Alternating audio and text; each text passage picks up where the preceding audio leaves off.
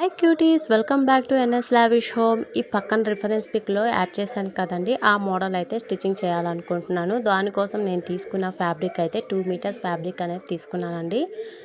దేనికి సపరేట్గా నేను ఇలా కటింగ్ అనేది చేసేసుకున్నాను అన్నమాట.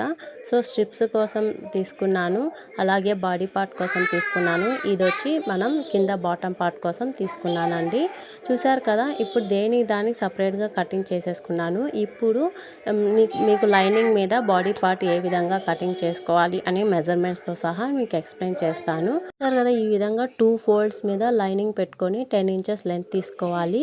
నెక్స్ట్ వచ్చి కట్ షోల్డర్ వచ్చి 1.75 ఇంచెస్ తీసుకోవాలి. షోల్డర్ వచ్చి 3 ఇంచెస్ తీసుకోవాలండి. ఈ విధంగా తీసుకున్న తర్వాత ఆర్మ్ హోల్ లెంత్ వచ్చి 5 ఇంచెస్కి నేను మార్కింగ్ పెట్టుకున్నాను. ఇలా మార్కింగ్ పెట్టుకున్న తర్వాత ఈ మార్కింగ్ నుంచి ఎగ్జాక్ట్గా చెస్ట్ మార్కింగ్ వచ్చి 6 ఇంచెస్ తీసుకున్నాను. దాని తర్వాత ఎక్స్ట్రా 2 ఇంచెస్ మార్కింగ్ అనేది ఎక్స్ట్రా తీసుకున్నాను ఖర్చు కోసం. తర్వాత చెస్ట్ మార్కింగ్ దగ్గర నుంచి బ్యాక్ సైడ్కి 2 ఇంచెస్కి మార్కింగ్ పెట్టుకొని ఈ 3 మార్కింగ్స్ని కలుపుకుంటూ లైన్ అనేది డ్రా చేసుకొని ఈ విధంగా మిడిల్లో ఒక చిన్న లైన్ పెట్టుకొని మనం ఇలా రౌండ్ అనేది కర్వ్ అనేది తీసుకోవాలి. ఈ విధంగా కర్వ్ తీసుకున్న తర్వాత మనం నెక్ అయితే తీసుకోవాలి. ఫ్రంట్ నెక్ వచ్చి నేను 4 ఇంచెస్ తీసుకున్నానండి. ఇలా తీసుకున్న తర్వాత నెక్ యొక్క విడ్త్ వచ్చి 2 ఇంచెస్ తీసుకున్నాను. సో ఈ విధంగా తీసుకున్న తర్వాత మనం నెక్ ఇలా కర్వ్ అనేది తీసుకోవాలి. స్లైట్గా రౌండ్ షేప్ అనేది ఈ విధంగా తీసుకున్న తర్వాత ఫ్రంట్ నెక్ వచ్చి 4 ఇంచెస్ తీసుకున్నాను. అలాగే బ్యాక్ నెక్ వచ్చి 3 ఇంచెస్కి మనం లైన్ అనేది తీసుకున్నాను.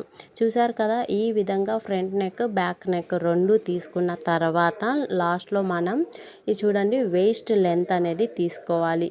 మనం వేస్ట్ లెంత్ వచ్చి 6 ఇంచెస్ తీసుకొని ఎక్స్ట్రా 1 ఇంచ్ టక్కు కోసం తీసుకొని దాని తర్వాత ఎక్స్ట్రా 1.5 ఇంచ్ అనేది ఎక్స్ట్రా ఖర్చు కోసం తీసుకోవాలి.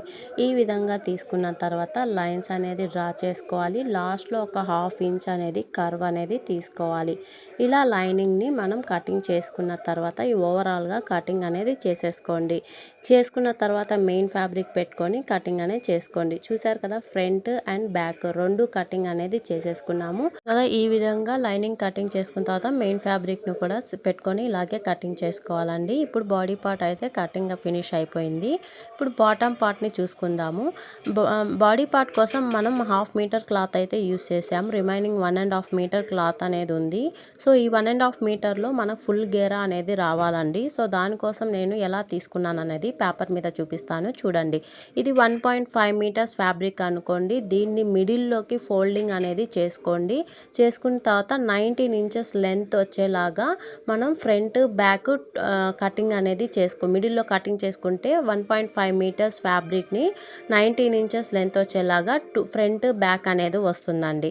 ఈ విధంగా చేసుకున్న తర్వాత మనం ఈ ఫ్యాబ్రిక్ని ఏదైతే ఫ్యాబ్రిక్ 1.5 మీటర్స్ ఫ్యాబ్రిక్ ఉందో ఆ ఫ్యాబ్రిక్ని చిన్న చిన్న ఫ్రిల్స్ అనేది పెట్టేసుకొని మనం బాడీ పార్ట్ ఉంది కదా అంత లెంత్ వచ్చేలాగా ఫ్రిల్స్ అనేది పెట్టుకొని మెయిన్ ఫ్యాబ్రిక్ అలాగే లైనింగ్ ఫ్యాబ్రిక్ రెండింటిని ఫ్రిల్స్ పెట్టుకొని సేమ్ బాడీ పార్ట్ లెంత్ వచ్చేలాగా ఫ్రిల్స్ అనేది పెట్టుకోవాలి.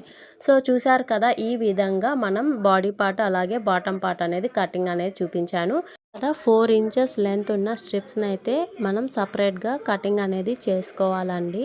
ఎందుకంటే యోక్ పార్ట్ దగ్గర డిజైన్ కోసం ఇలా స్ట్రిప్స్ రెడీ చేసుకోవాలి. చూసారు కదా, ఫ్రాక్ కటింగ్ అయితే ఫినిష్ అయిపోయింది.